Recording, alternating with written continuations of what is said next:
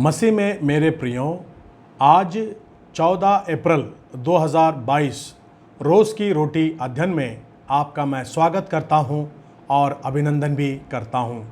आज के लिए परमेश्वर का वचन है, वो पाया जाता है यूहन्ना रचित सुसमाचार 13 अध्याय और 34 पद। John chapter 13 verse 34। यहाँ पर इस प्रकार से लिखा हुआ है, मैं तुम्हें एक नई आज्ञा देता हूँ कि एक दूसरे से प्रेम रखो। जैसा मैंने तुमसे प्रेम रखा है, वैसा ही तुम भी एक दूसरे से प्रेम रखो। हालेलुया। मसीह में मेरे प्रियो, आज मौंदी गुरुवार करके हम कहते हैं। आज सारे कलीसियाओं में मसीह के सारे लोग, समाज के लोग आज के दिन को मौंदी गुरुवार के रूप में मनाए जाते हैं। आज मौंदी गुरुवार क्यों कहते हैं?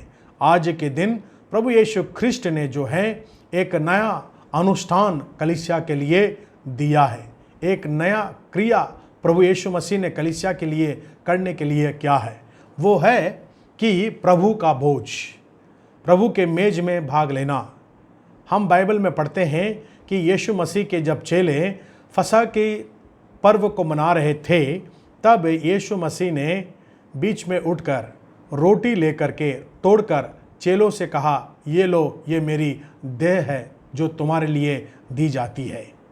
और उसके पश्चात यीशु मसीह ने कटोरा लिया और प्रभु को धन्यवाद करते हुए कहा, ये कटोरा लो और उसको पियो, ये मेरे लहू में नई वाचा है। मसीह के मेरे प्रियों, आज हम समस्त जो प्रभु के लोग हैं, जिन्होंने बपतिस्मा लिया है, आज वो प्रभु के भोज में भाग ले सकते हैं। ये किसका प्रतीक है? ये प्रतीक ये है, हमें ये दर्शाता है कि यीशु मसीह ने हमारे लिए कितना दुख उठाया, उसने कितनी पीड़ा सही शरीर में, इस बात को दर्शाता है। जब कभी हम रोटी को खाते हैं, यीशु मसीह का शरीर मेरे लिए कुचला गया, वो मेरे लिए मारा गया, वो जख्मी मेरे लिए हुआ, वो मेरे लिए लहूलुहान हुआ, इस बात को हम स्मरण करना चाहिए। उसका दुख जो है अवर्णनीय दुख है। मनुष्य के पास इतनी भाषा नहीं है कि उस दुख का परिभाषा वो कर सके।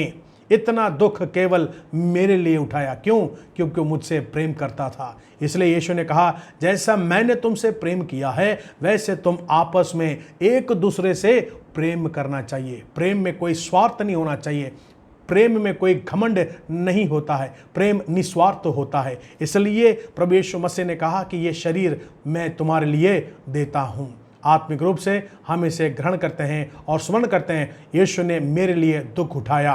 और दूसरी बात हम देखते हैं कि प्रभु का दूसरा आगमन निश्चय है। निश्चय है। प्रभु के वचन में लिखा जाता है, जब तक वो दोबारा ना आए, हम इस मेज से खाते रहें और इसके लहू से पीते रहें। ये प्रभु की आज्ञा है और इस आज्ञा को हमको मानना है। उसके दुख में हम संभागी होते हैं। इस प्रभु भोज को लेने के द्वारा, रोटी को खाने के द्वारा, दाखरस को खाने के द्वारा उस दुख में हम संभागी हो जाते हैं। हम कहते हैं, प्रभु हम तेरे क्रूस के उस दुख में हम भी शामिल होते हैं, तेरे उस पीड़ा में हम भी अपने आप को शरीक करते हैं। हाँ, मसीह में मेरे प्रियो, क्रूस की जो कथा है वो दुख जरूर है, उसके बाद हम देखते हैं प्रभु उसकी महिमा को प्रकट करता है। इसलिए प्रभु का दूसरे आगमन के लिए भी हम अपने आप को तैयार करना है। आज जीवन केवल आज ही के लिए नहीं है, लेकिन आने वाले कल के लिए भी हमारा जीवन तैयार है और प्रभु हमारे लिए तैयार करता है। इसलिए प्रभु यीशु मसीह ने कहा कि तुम्हारे बीच के प्रेम को यदि आपस में प्रेम रखोगे, तो इसी से सब जान जाओगे कि तुम मेरे चेले हो। हमारे आपसी भाईचारे को देखकर, आपसी प्रेम को देखकर संसार के लोग, यानी जो प्रभु को नहीं जानते हैं, हमारे आचरण को देखकर, हमारे व्यवहार को देखकर, हमारे प्रेम को एक दूसरे के प्रति को देखकर लोग जान जाएंगे, ये लोग कुछ अलग लोग हैं, ये मसीह के लोग हो सकते हैं। आइए हम उस मसीह के प्रेम को अपनाएं, उस क्रूस के प्रेम को अपनाएं।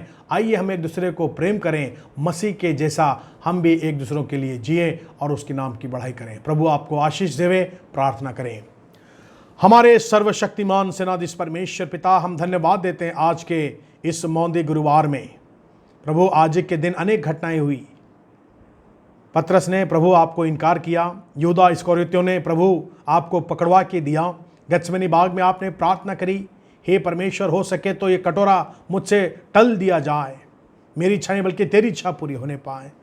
हाँ प्रभु यीशु, आपने अपने चेलों को एक नई आज्ञा दी कि तुम आपस में प्रेम रखो जैसा मैंने तुमसे प्रेम रखा।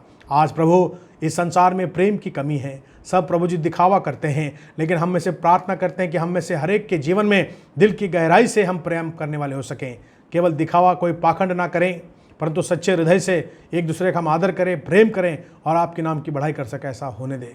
परमेश्वर पिता, हमारे जीवन को प्रभु यीशु मसीह के समान बदल। प्रभु आज मेरे प्रत्येक भाइयों के लिए, बहनों के लिए, बच्चों के लिए, जवानों के लिए, बुजुर्गों के लिए मैं प्रार्थना करता हूँ।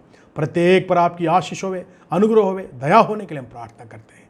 धन्यवाद देते हैं प्रार्थना सुनने के लिए। प्रार्थना यीशु ख्रिस्ट के जीवित नाम से होकर मांगते हैं, आमीन।